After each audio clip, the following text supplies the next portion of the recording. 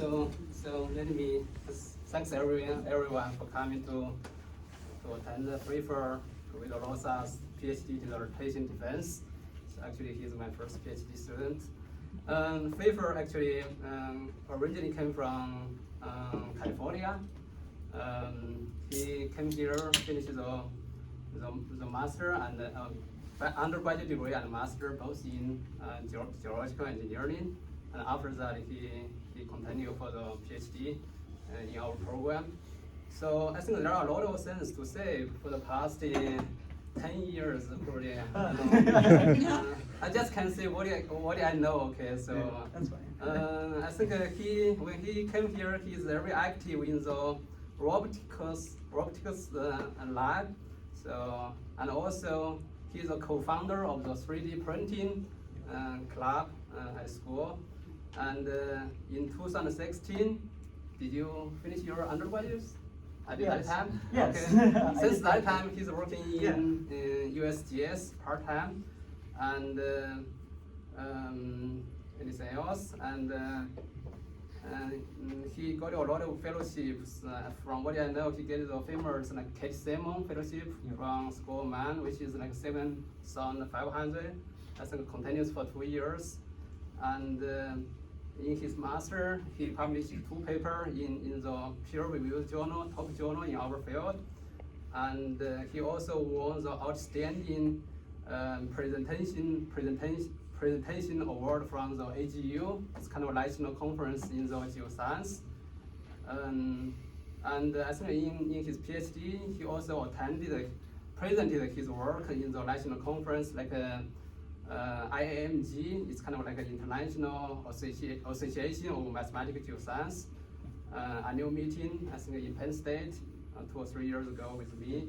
And also he presented his work in the AGU conference later. I think he has a passion in computational geoscience, so which fit in my background very well. He is very interested in computational science and applying computational science in geoscience.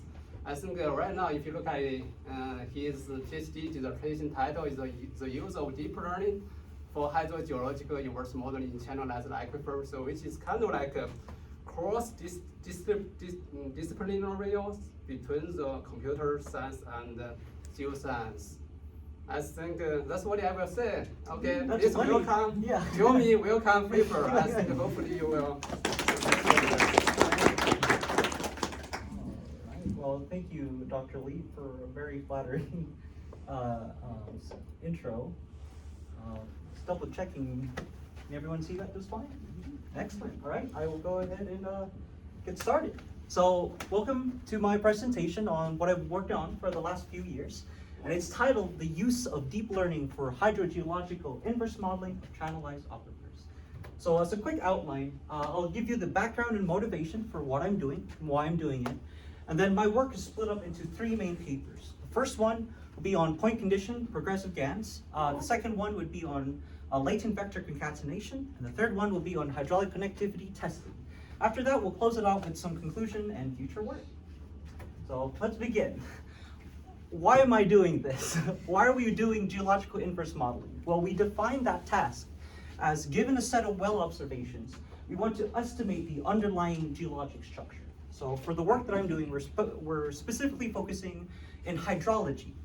So what we want to do is when we go outside into the field and take field measurements, we want to take these measurements and convert them into a geologic model that we can use for other industries.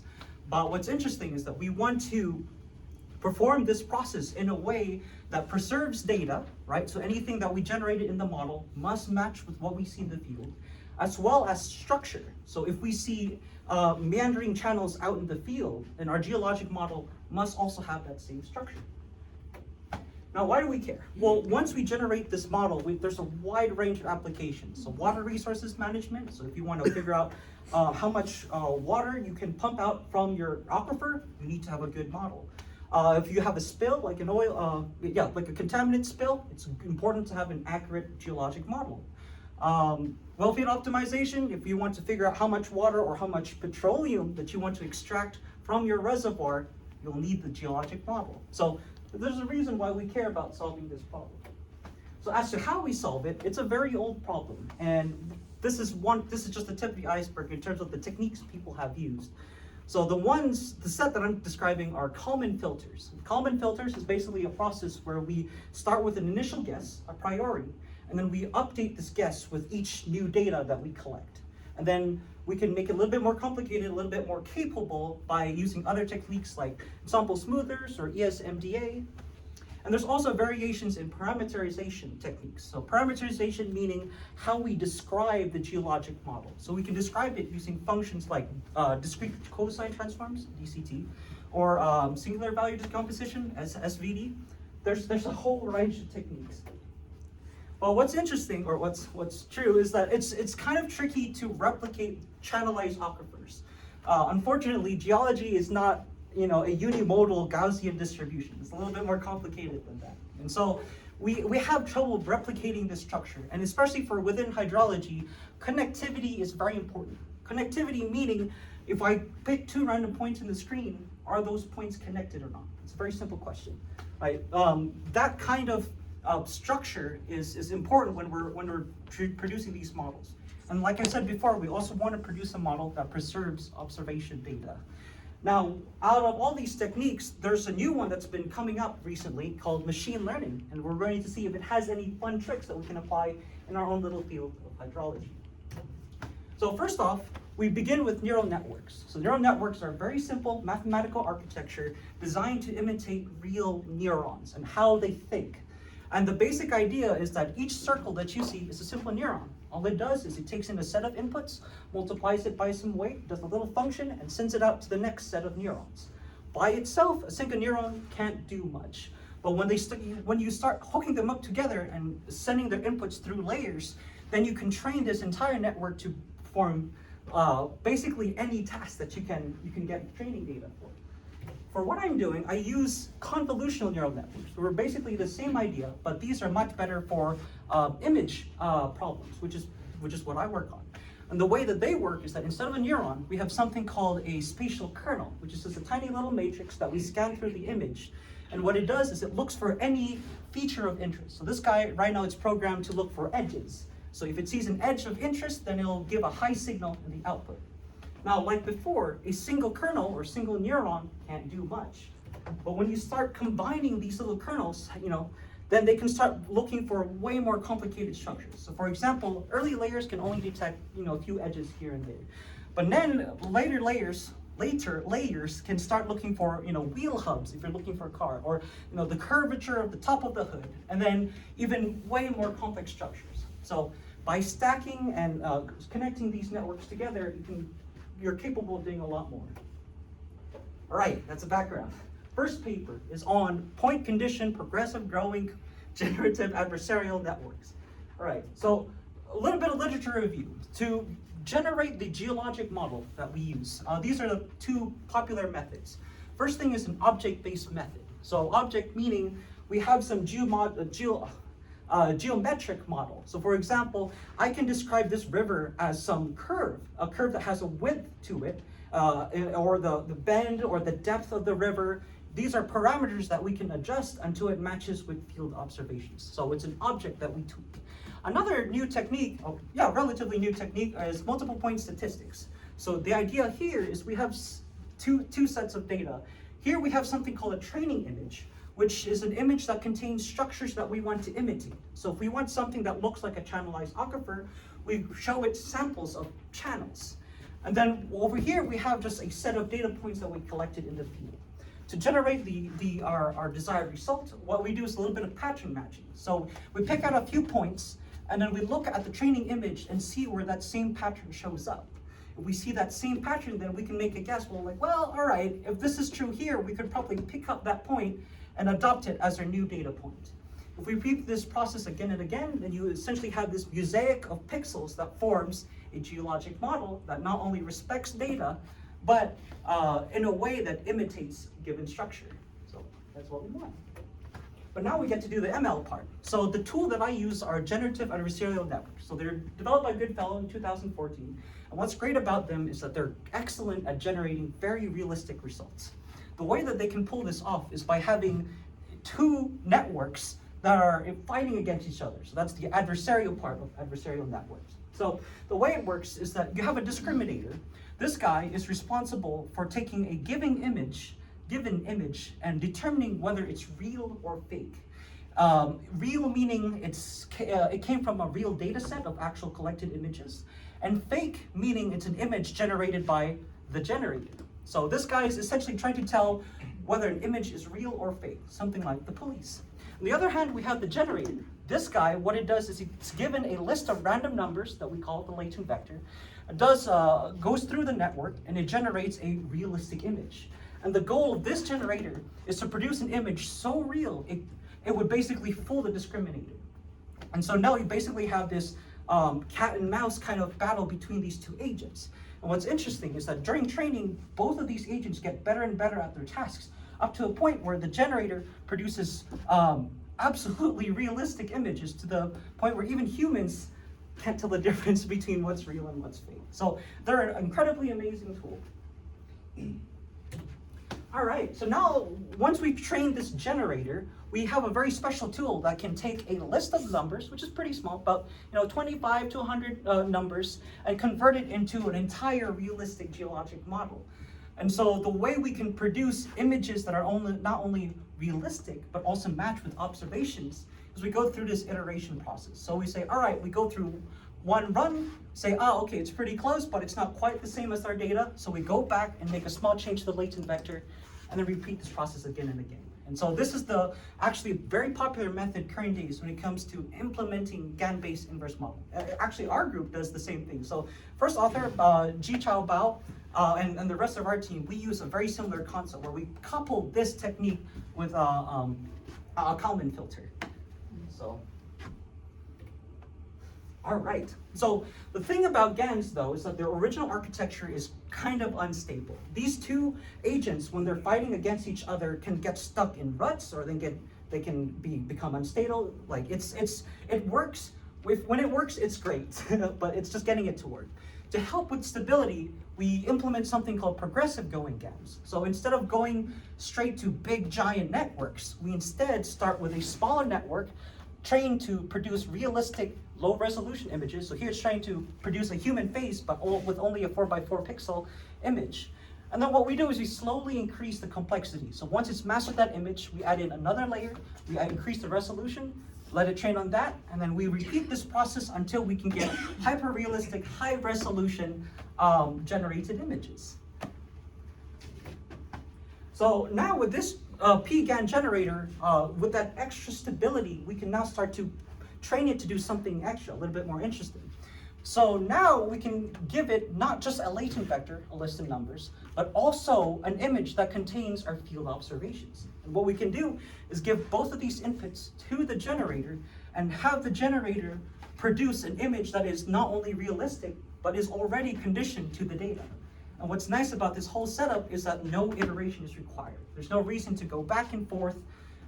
It's just a single feed through and you get your result. The catch is you've shifted the complexity. So now the challenge is making this generator to get it to work. Now, it has been done, and Song et al. 2020, he's already showed excellent results about this. So here's an example where on the left we have the input images, and on the right we have all the generated images. And if we do a quick calculation for the mean and the variance, you get to see that at the spots where it's dark, where the variance is 0, that is what we want, right? Because at those spots, we know what the data is. There should be no variance. It should be set to 0. But otherwise, it can be anything it needs to be. So there you go. But yeah, what I want to do is develop a tool for assessing the performance of the PGAN. Because like I said, this is a very powerful tool. The trick is getting it to work reliably, right? If you try to extend this to other domains or add more variables, you're essentially forced to do a lot of trial and error when it comes to developing.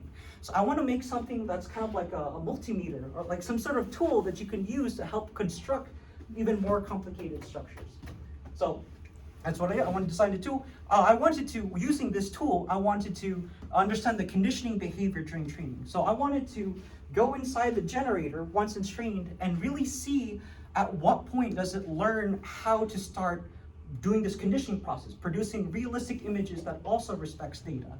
So it's kind of like peering into the brain of the generator. And using this metric, we want to have a better understanding of how conditioning data affects the generated model.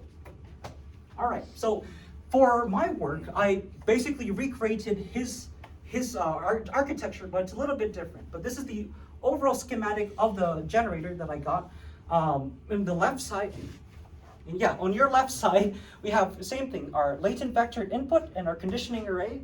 And then what happens is that underneath, it goes in, it does a bunch of resampling, and it injects that information into the generator.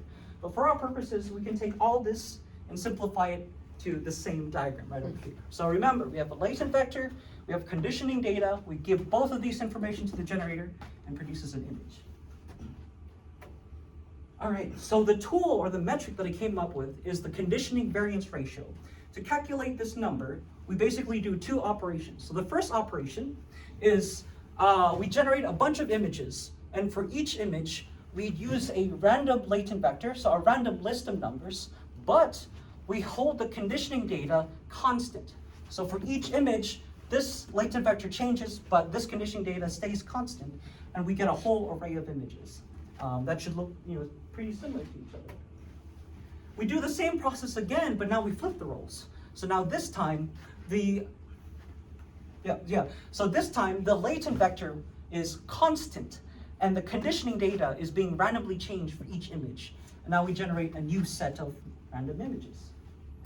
Now, once we get these two sets of images, to calculate the ratio, all we have to do is calculate the variance for all the images where we hold the conditioning data constant, and divide it by the variance of all the ratio of all the images where we vary the conditioning data, and we have our conditioning ratio.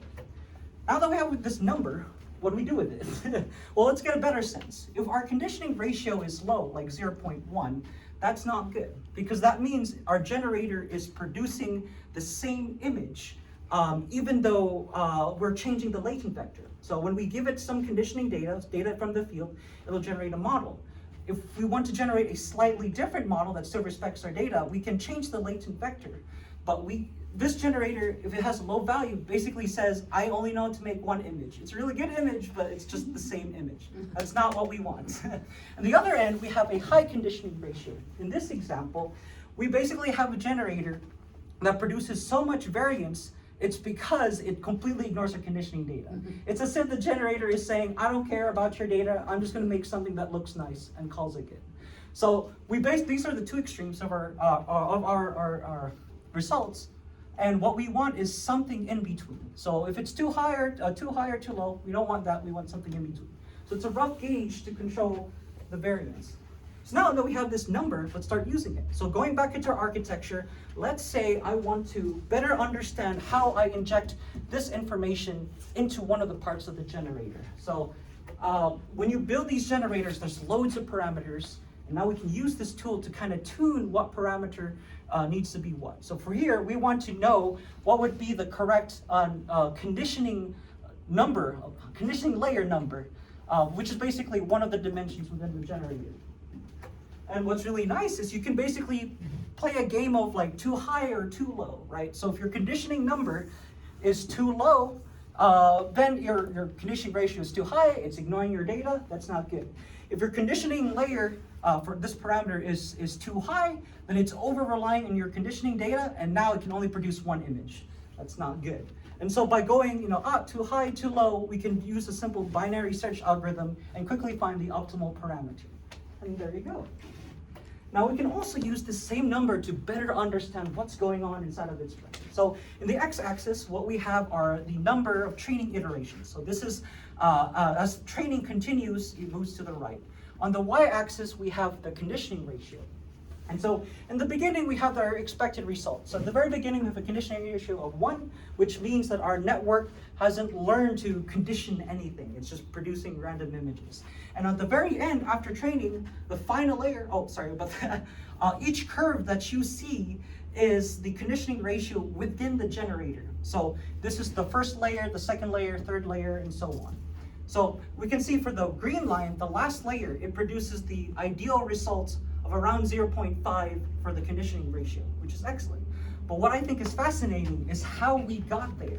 Because personally, or a hypothesis would be, we would just have a nice line from up here all the way down here and nothing to it. But it turns out across multiple experiments, that is not the case. It turns out what happens if the generator first learns overlies on conditioning data. So in a sense, the generator first learns how to make the same image, and then it learns how to produce variance in its images. So this is really interesting because we get to really see how the generator learns this conditioning behavior. And from this, we can start, designing better networks. Kind of just gave you the conclusion. So yeah, what did I do? I developed a tool written in Python for assessing the performance of pGANs and their conditioning behavior. I demonstrated that this tool is useful for tuning pGAN parameters or making them, and I applied this tool for actually learning how this behavior is developed. So, and I found that early layers are critical for learning conditioning. So if you want to if you want to design these networks, but you're limited in computational capacity, chop off the later layers. You don't need them. Bulk of the thinking actually happens in the earlier layers. So that's one of the things we learned. And the second thing we learned is that variance actually comes from later stages of learning. So if your images tend to, during training, if they start producing the same image, don't quit yet. Keep on training, because there's a good chance it'll learn how to generate variety from its images. Second paper. All right, buckle up. So right here, so for the second paper, we have the latent vector concatenation of pGANs for modeling channelized aquifers. And I'll tell you what this diagram means later. But first, we go back to our basic GAN architecture, right? So we have a list of random numbers, a latent vector. We send it through the generator, and we produce an image. Now, through that same architecture, we can generate the image that we want by just manipulating the latent vector, which is really handy. That's what we've been doing for a while from all these references. But in order to increase our flexibility and capacity for what we can do with this tool, researchers have also developed other ways to kind of expand the capability of the latent vector. For example, we can have a flexible latent vector dimension. So initial generators expect a specific set of numbers or specific dimensions. So if it's 25 vectors, 25 numbers, that's it. If you want to make a larger image, you have to rebuild the entire generator from scratch. So it's very rigid. But recent work by Bergman in 2017, they developed something called spatial Gans, where it can take in not a set dimension, but actually a range of dimensions to produce a range of sizes for the output image. So now we're not stuck to a specific architecture. We can be a little bit more flexible. So along that same vein, I kind of want to do something like that. I want to increase the flexibility. The way I can do that is by looking at the issue of locality. So what do I mean? Let's say we have a generator that has a magic list of numbers such that when I run it through the generator, it produces the image that we want. But then, Hydrogeologist comes in and brings in a new data point. Now we need to update an entire model to produce a model that incorporates that new data point. What do? We are forced to go back and change all the numbers in the latent vector just to incorporate this little data point. And you can imagine that's kind of frustrating because I just want to say, all right, I just want to change the right side of this image. But you can't just change the right side of a latent vector. That doesn't exist. But what if it did? So the basic idea I was pushing is, what if we can implement this sense of locality so that if I do want to incorporate this little data point, I would only need to change the right side of the latent vector. And you can imagine this gives potential for vastly improving the tuning process. Because think about it. If I want to crack someone's password, which would be faster, a 10-digit password or a 5-digit password? Well, 5 digits, right? There's just literally less numbers to search through. In the same way, if we have this little trick right over here, we're no longer forced to change the entire latent vector. We only need to change the part that matters to us. Sorry. So here's the proposed method. How do we train the generator to do this little trick? Well, we do something like this. We have a generator that takes in a latent vector, and then we do something called latent vector concatenation. What I do is I take one chunk of latent vector A, one chunk of latent vector B, and just stick them together. And what we want to do is when we stick them together, we send it through the generator, and it should produce a very special image. This image should adopt the information from each of the parent vectors, parent latent vectors. So for example, for this final image, what we want is that if we have two channels and they're coming in from the right, we also want two channels coming from the right because it's adopting B information. On the other hand, if we have two channels kind of coming down on the left side, you want it to match this half, the left half of the A latent vector. So does that kind of make sense? We want to take information from each of these two latent vectors and stick them together, and we want them to produce an image that not only adopts information from each of the parent images, but in a way that is seamless, right? We don't want to see an edge where we just kind of stick the images and put them together. It needs to somehow know that, all right, these channels are kind of close to each other, let's fuse them so it looks realistic. So that's the interesting part. All right, so for testing methods, what's tricky about this architecture is there's a risk of cheating. All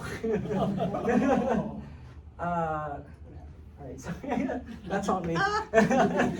All right, so what does cheating look like? Well, if I had a black image on the left and a black image on the right, it's really easy to swap out with another black image, right? There's no seam to worry about. And so there's a risk that the generator will just learn to only generate images where there's black pixels on the seam, which is not what we want. We're constraining the capability of the network. So to kind of test that idea, I did two experiments where the latent vector split is parallel to the channel directions and perpendicular to the channel directions to see if the orientation of the split makes a difference to the generated images. And the result is, it works.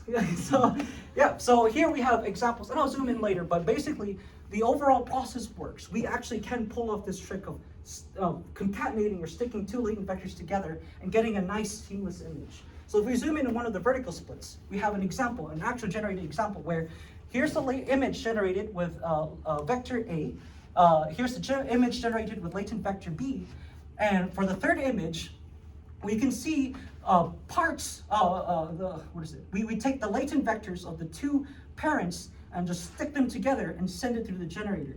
And you can see that on the right-hand side, it matches the right-hand side of the B vector, and then the left-hand side of the final image matches the left-hand side of the A vector.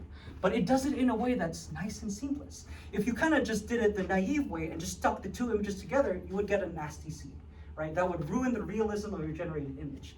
So there you go, it works. And if you change the orientation of the splits, now it's horizontal, it doesn't affect the performance. So for example, if we look at our final image, the top part of our image matches the top part of our A vector, and the bottom part of our image matches the bottom part of our B vector. But it does so in a way that looks realistic. Like you looking at this image, you could not tell where the split was. So it works. It's not all sunshine and rainbows. So when you do a quick test on the variance, the way we do that is we generate a bunch of images where we make one of the latent vectors constant and only change the other latent vector. What you get is a nice gradient of variance. On the side where we kept it constant, it's 0, so that's good. That's the desired effect. But over here, what we should be getting is a homogeneous range of variances. But instead, when you take a look, you can actually start to see little channels looping through.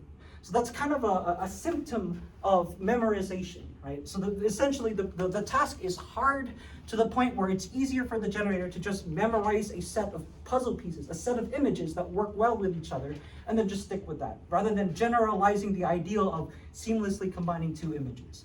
And if we looked at the horizontal split, we get the same effect as well. So it's nice and 0 over here, but here it's not homogeneous. We get some channels over there.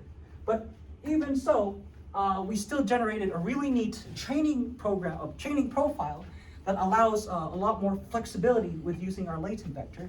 And I found that this new method can preserve the connectivity of channels, which is excellent. And it demonstrated that this new method is robust to complex training images. So even things like channels that move in a certain orientation, the orientation of that split does not affect the final image result, which is good. This is what we want. Third paper. 26. Okay. All right. So, title of the third paper is Hydraulic Connectivity Tests Using Convolutional Neural Networks. And here what you see is a neat little animation showing one of the models that I made training on solving a really interesting task. So, review. For this project, I worked on convolutional neural networks. If you remember, it's a neat little way to kind of process spatial images. And they're a very powerful tool. They're capable of doing many image calculations. But even with all their computational power, they can still get confused. For example, I see a banana, you see a banana, well done. But a computer, if you send it to the same CNN, it also sees a banana. So over here you had a high score of 99% confidence, that's a banana, well done. But now researchers came in and said, what if we made this weird looking sticker and we stuck it in to the image next to the banana? So it's kind of like a coffee coaster or something like that. Now it is 99% sure that what you're looking at is a toaster, which is fascinating because I don't see a toaster, but the network does. So this is kind of a hint to tell you that, remember, even though convolutional neural networks are capable of seeing many things, they don't see the world the same way we do. And so we have to be careful with assigning it the same assumptions that we would assign a human employee. All right, so yeah, CNNs can easily misclassify images, and that whole field of confusing computer is called adversarial attacks. So recent development has shown that these attacks are actually quite robust, right? You can change the lighting, change the perspective, and the image and the computer is still confused. So basically, CNNs can be confused, or they see the world differently. For another example is that CNNs are not invariant to translation and rotation. So what does that mean? If you looked at a picture of a human, you see the same person. Excellent. If they were to take a step to the left, you still identify them as the same person. But for a traditional CNN, it sees those two people, first person and the second image, as two completely different people. So so there you go. It's a little bit weird. It sees the world differently. But here's the neat thing. If we train CNNs to be purposely resistant to these adversarial attacks, then we can improve their overall performance, specifically generalization, or the task of performing tests on images it has never seen before. This is a very important property of CNNs, and so if we try to focus on that behavior, we get some nice benefits out of it. And so so what's the motivation? Well, if our researchers are tempted to use these CNNs in building their new architectures and new methods, then it's important to check to make sure we aren't exposing ourselves to the same blind spots. Or even so, it's important to double check to make sure these confusions aren't manifesting themselves in our results. And so the way I kind of make this check is make an IQ test or a hydraulic intelligence test, right? So the same way how you can test a person, you can also test a computer to perform very simple hydraulic tasks. And what we do is now we have this test, we can start confusing the computer or show images that we've distorted in a way to kind of see how the CNN gets affected by these distortions. All right, so for this CNET, or for the model that I'm using units. So they're initially built for image segmentation. Image segmentation meaning you're given an image, it needs to outline the object of interest. So like a self-driving car would segment out pedestrians on the road or something like that. It's called a unit because of its U structure. This U structure it helps improve the accuracy of the generated images. But one of the reasons why I use the unit is that it's a nice way of seeing what the network is paying attention to. So it's kind of like our substitute for attention. And so we'll be using that. Okay, next thing is connectivity. So like I said before, for our applications, we really care not just the general flow of water, but really the connectivity within a structure, channelized structure. So for example, let's say I put a spill right over here at the root of this branch of this channelized aquifer. If we run the model, we get to see how the contaminant spreads through the aquifer. But what you should notice is that the contaminant plume has the same structure as the channelized aquifer, right? And that's because at these channels where you have these gravels and sands, it's a lot easier for the water to flow through. And so in a sense, these structures become the dominant factor, they govern the dominant behavior of these movements. So we don't actually care too much about general flows, we just care about, are these 2 points connected, right? If there's a channel coming from our contaminant to my house, then I care. That's it. So that's why we focus on connectivity. All right, so here's the puzzle of the IQ problem that we give to our computer. I give it 2 test points, and I give it a channelized aquifer. And its job is, given these 2 points, can you tell me, are these points connected through a channel?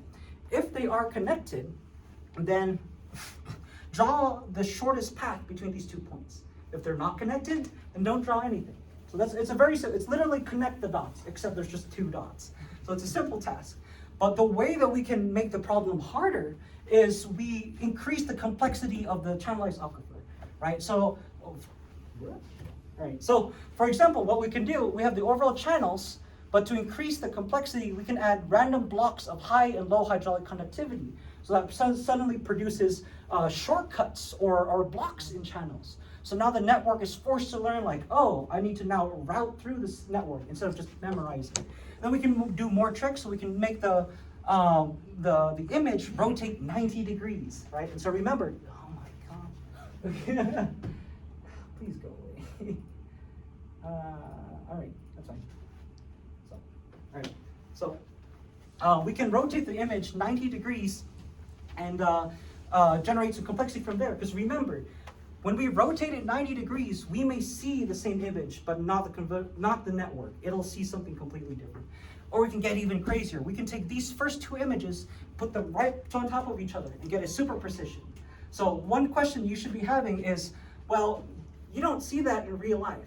I know, that's the point, right? We want to purposely generate structures that may not be even seen in real life or even in production, but it's designed to kind of confuse the network, to see, do you really understand hydraulic flow, or are you just memorizing results? So this is what we're doing. All right, so what's the results? So looking through a bunch of these training iterations, I actually found that the network learns in stages, and it learns in a way that it makes sense. So it's kind of hard to see over here, but the first stage is just recognizing the entire image. There's no focus on anything. Okay, so you have 2 input images. This is the generated result, and this is the correct answer. So at first it just recognizes the whole image, but you don't really see it. But then it acknowledges the source in sync, which is interesting, because if you want to solve the puzzle, the first thing you need to do is figure out where the 2 points are. And so of course, that's the first thing it learns. So that's the second stage of learning. The next stage of learning is identifying the relevant channels. So notice how, it's hard to see in this image, but all the other channels outside of the 2 points are completely black.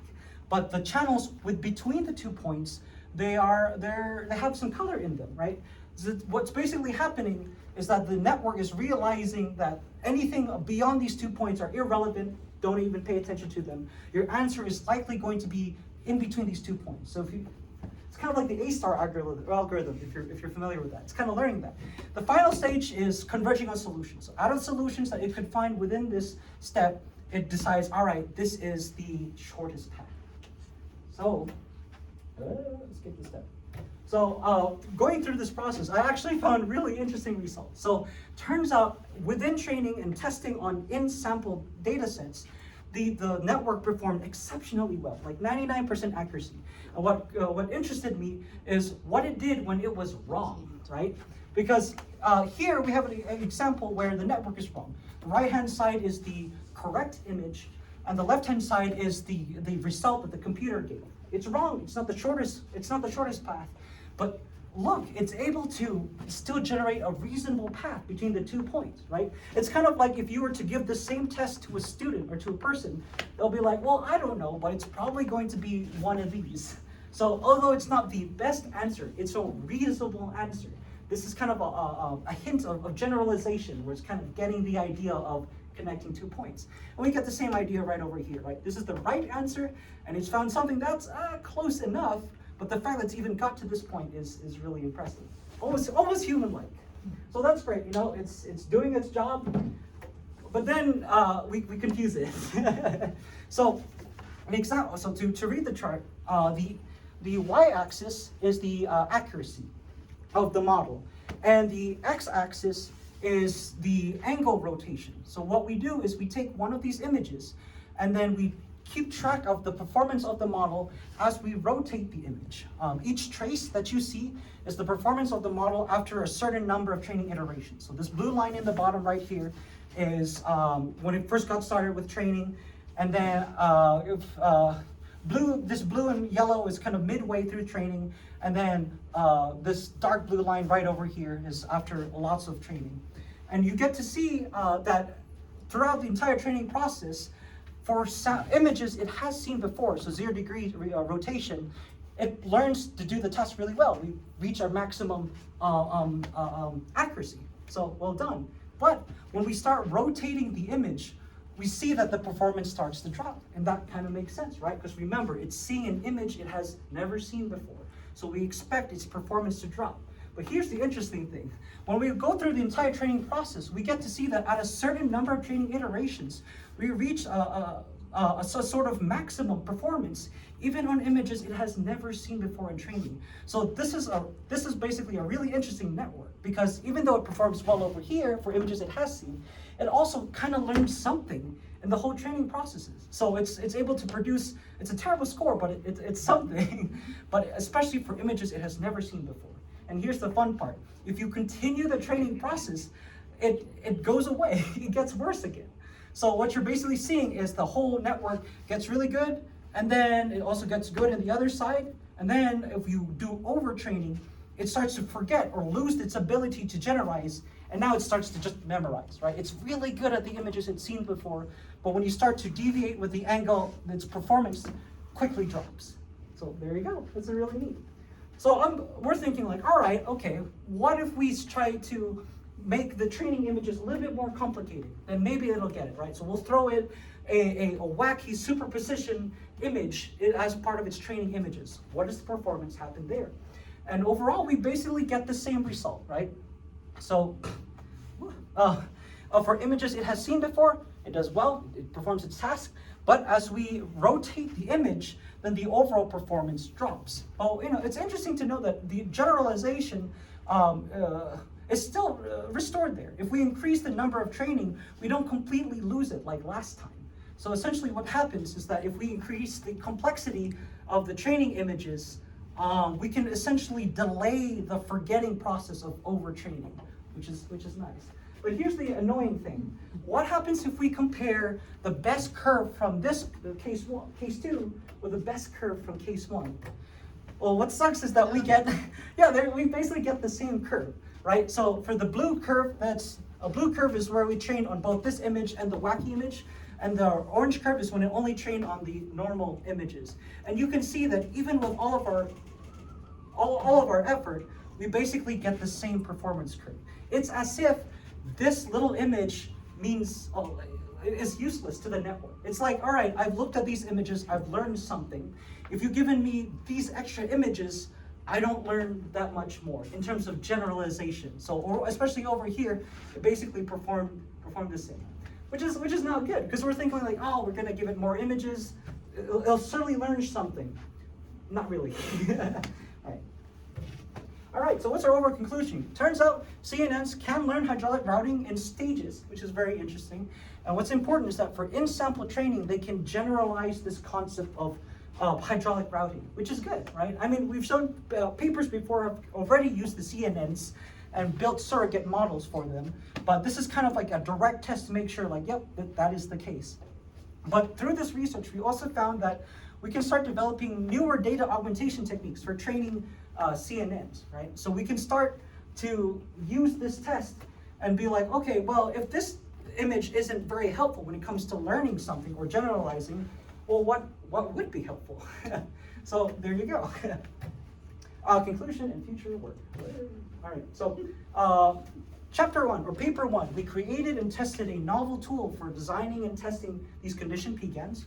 For paper 2, we created this latent vector concatenation process that can efficiently condition the output of a Gan. Yep, that's correct. And then for the third paper, we found that there are some image transformations that actually don't give the CNN any new information. So, that's interesting to study. Future work, for paper 1, it'd be nice to apply this conditioning ratio that I made to design GAN architectures for higher dimensions. So if we want more variables or three-dimensional models, we can use this same tool to help construct these models. For the second paper, we can extend the architecture for this latent vector manipulation. So there's nothing stopping us from just having a left and right side. We can have 4 parts or multiple parts. We can be more flexible with our latent vector. Paper 2 was just kind of like laying the groundwork, just testing out the idea. And then for paper number 3, we can use these hydraulic problems to search for data augmentation techniques. So generating these images for training the network, it can take a lot of computational time and effort, and sometimes they might not even learn from it at all. And so it's important for us to kind of investigate what image transformations do help the network learn something. It is entirely possible that the way you train a network to perform a task is to show it images it will never see in the field. Like, that is a thing that we can consider doing. And so that's kind of what this is pushing. Oh, no, it's good. All right, so I would like to thank Dr. Lee for his support and patience and guidance. I'd like to thank the rest of my committee, so Dr. Na, Dr. Fang, Dr. Kassetstein, and Dr. Ballard for their advice and encouragement. I'd like to thank my peers, my friends, my family for their feedback and friendship. And I'd like to thank the following institutions for their financial support, for supporting me throughout my entire graduate career. You guys have any questions?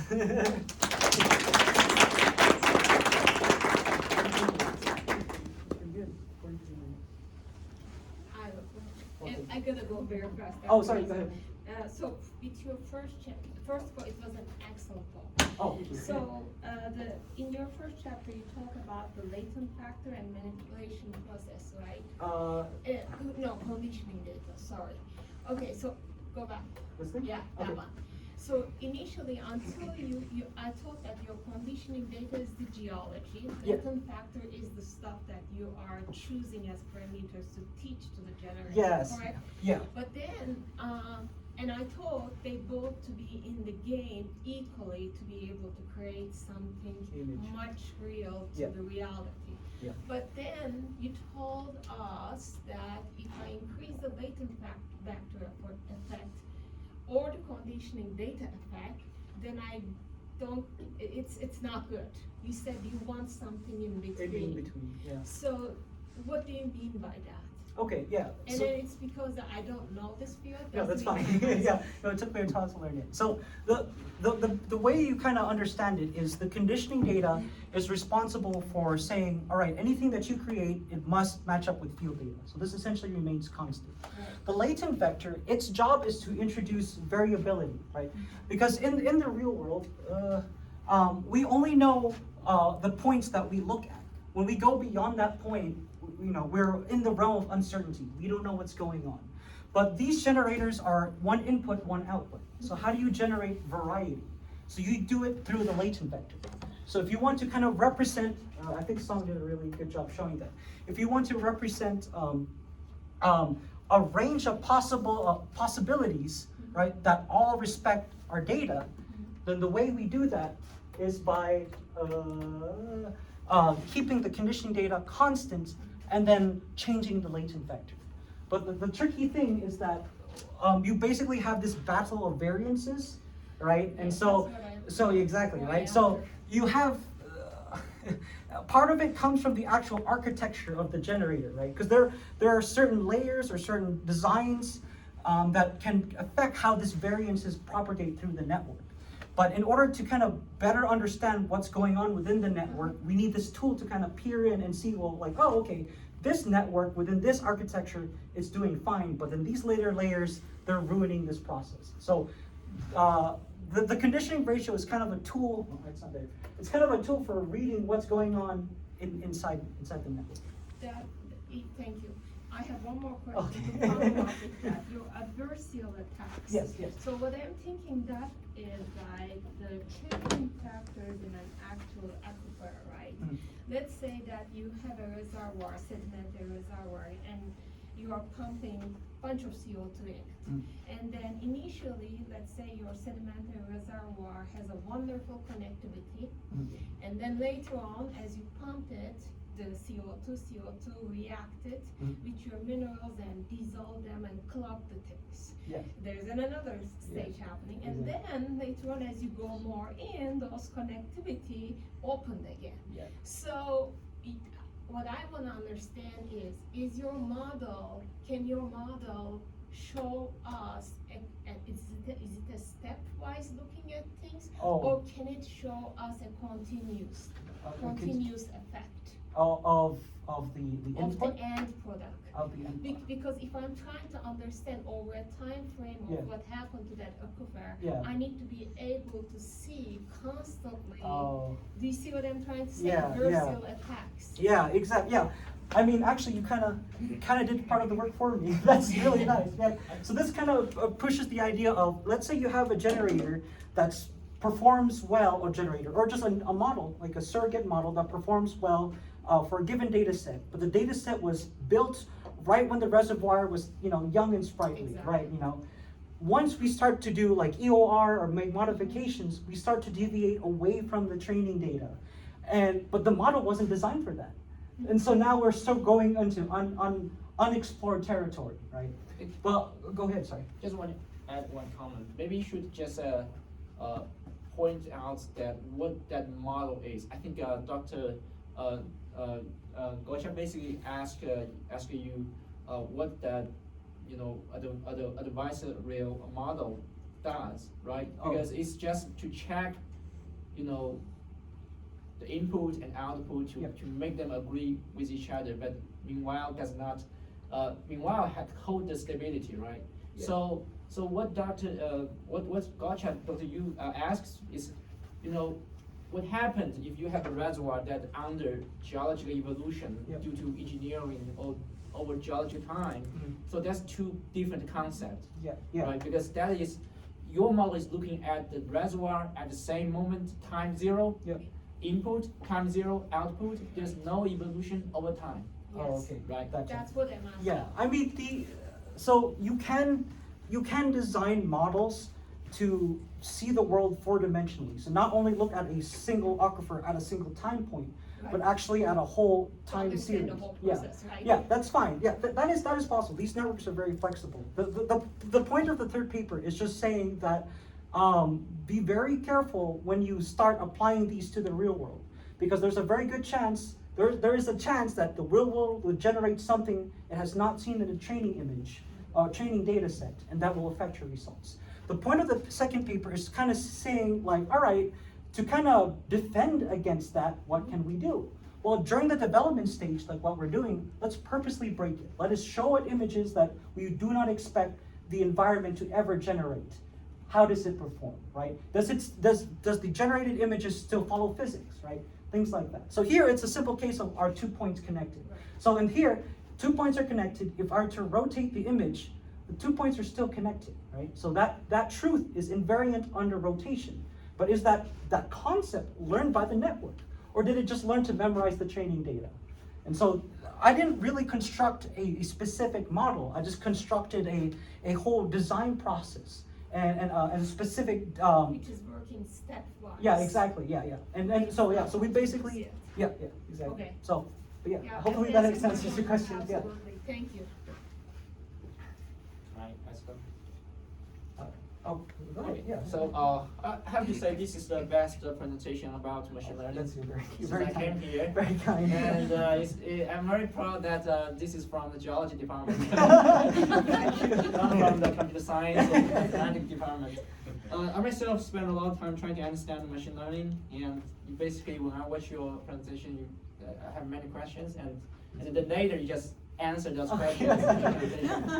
So just some maybe my first question is about high level question about there's a lot of geologists here, engineers here. So many companies like for example Meta or Google, Apple, Yep. they develop machine learning models trying to sell their product, their advertisement, how to target the clients, Yep. right? How to group them, how to predict the behavior. Yep. So let's say your model is from hydrogeology, or maybe petroleum engineering. Yep. Let's say, this is your product, right? Yeah, You let's spent say 4 years developing your product. this model. Yeah. Let's say you are facing a lot of people from the industry, and you say, okay, maybe my product can help you. Mm. So my question is, can you just point out one or two aspects that you consider your product maybe a good match for a certain, real life or real world application in either petroleum engineering, in hydrogeology? Say, okay, can you just do like a sell out? Yeah. Right, guys.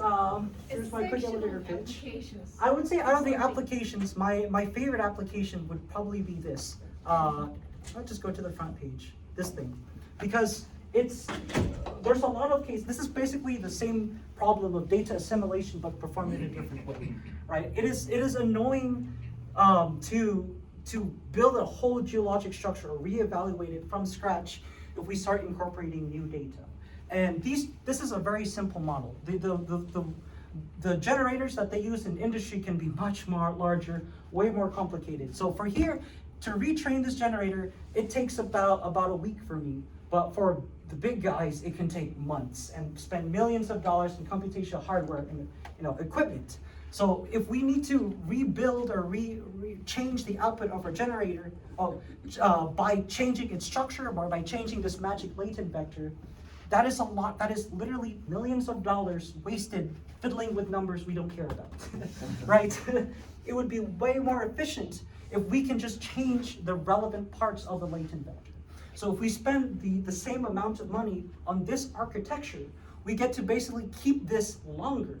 Because in order to change the generator, we would have to have a vastly different architecture, vastly different model to get the same result. So in other words, by designing our generator to have this little bit of flexibility, we could basically a one-time purchase of this model. You buy my model once, and that's it. It can handle a lot more variations. You can, if you incorporate more data, you only need to spend a little bit more money to find the right set of parameters. Right? So this would be the part that I'm selling, I guess, if that's the case. But other than that, you'd be buying me, I guess, because of the development. Right? So, because of the development. So another thing here is these networks are they're capable of magical things. The problem is just getting them there in the first place, right? They look great on the outside, but when you look in, it's essentially black magic. Like, we actually don't know what happens if we change little factors here and there. We don't fully understand what's going on. The same way that we don't even fully understand what's going on in the human brain. So the ways that we can kind of tackle this uncertainty is by building tools like my conditioning variance ratio to help guide the design of these networks. So rather than doing trial and error and hoping it'll work out, we can instead use this as kind of like a guiding compass to be like, I don't know what number to put in, but using this metric, this seems like a good bet. Kind of thing. So hopefully that answers your question. It saves money. That's great contribution. Oh yeah. Doesn't make you more money. Well, but they get to keep them. So there you go. You'll pay later on for version 2. 3D version. That's right. So, yes. Hello. So can we go back to latent vector concatenation? Okay, let me see if I understand that right. Oh, sorry. So give me a second. Second paper. Doesn't matter. It's fine. Oh, this is my favorite image. Go ahead. So the way I understand it is you have one latent vector and you put it through a generator and it makes an image, right? Yep, you got it. And now someone has a new data point that's not on your image, so you have to go back and change a latent vector to incorporate that data point. Yes. Yep. Okay, but don't you already need to have a second latent vector to concatenate your first latent vector Good against? question. Yeah. So this is not how you use the generator. This is how you make the generator. Once it's created, so basically what I'm saying, if the generator learns how to do this tasks, then it's also capable of doing this task. So let's say we want to make this change. We don't have to have an initial latent vector that's already tuned. Let's see if I got the question right. For this example, the way you see it is, let's say we already found the entire latent vector that matches the data that we have. That's great. And then later on, someone brings in a new data point. Now we have to update the whole latent vector again to figure out how do we create a new realistic image that also incorporates that new little data point. So for that little change, how much effort do we need to do? So previous architectures, you need to change the whole thing. With my architecture, you only need to change part of that. But to make a generator that's capable of even pulling off this magic trick, you would need to go through this training process where I have 2 random latent vectors. Each one can produce their own realistic image. But if I do this neat little concatenation trick, it should also produce a new image that meets certain constraints. So this is to create the generator, and this is to use the generator. Yeah. Does that answer your question? Okay. I have a question here. Okay, go So ahead. about the latent vector, is that a uniform distribution or Gauss distribution? For this application, I use normal distribution. There are, in terms of justifying why we would use a normal distribution, it really kind of depends on the application. Like I said, this is kind of like a poorly understood concept of neural networks. So the best you can do is basically trial and error. But I know for my application, I stuck with what Song did. So he did normal distribution, and so I did as well. I see. Yeah. So if you, let's say you go back to What do you need? the next slide, next one, yeah, this one. So how do you know which portion you need to make a change? So this is basically knowledge that we would already know when we built the generator. So for this specific example, we designed it such that the right side of this image corresponds to the right side. Now we defined it to be the right side of the latent vector. But you can train the generator in a different way. So I can, rotate this by 90 degrees, rotate this by 90 degrees, and I'll have a top half and a bottom half, right? But this is kind of like a starting point. So for example, even though we have these concepts of right hand and left hand, it has not learned the concept of top right hand or top left hand. So for example, if I wanted to change the image to incorporate this new data point, I need to change the entire right side. I can't just change just the top right side, just that part. I need to still change the whole thing because it hasn't been taught to do that task. So that's future work. But this is just kind of like testing out the idea of this is even possible at all. And it is. But yeah, hopefully that answers your question. Any other question from the audience? Can you ask a question from your room virtually?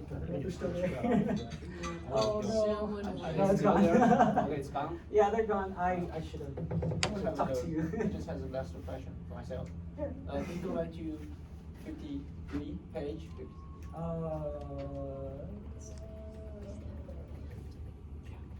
So here you're looking for the shortest path.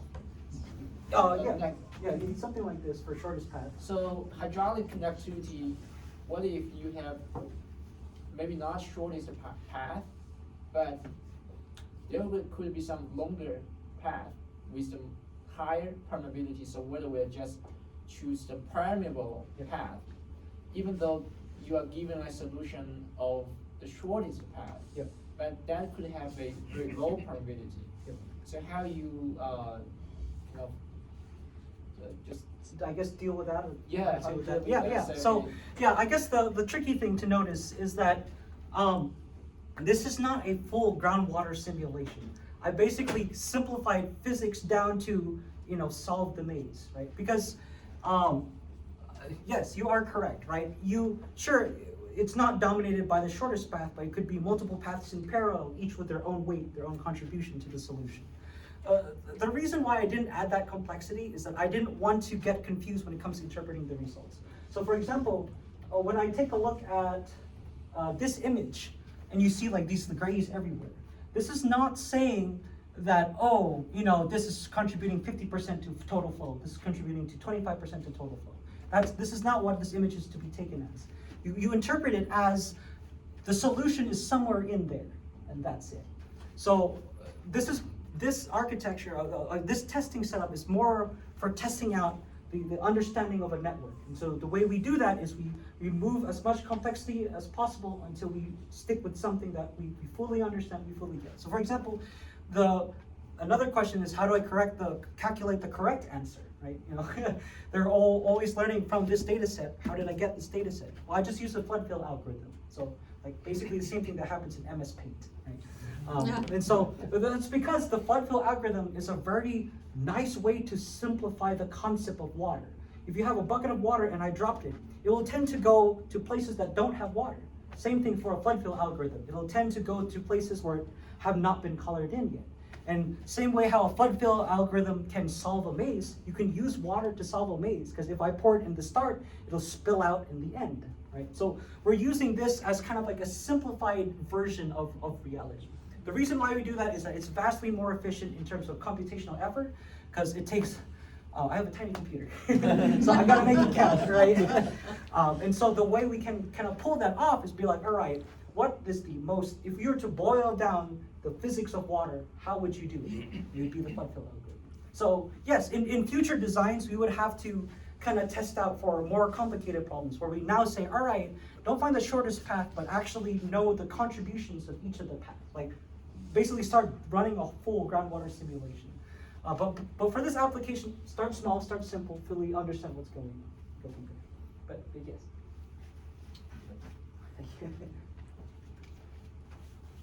Question? So if not, so thanks everyone for coming. Feel free to grab some donuts and crackers. I woke up very early to get those done.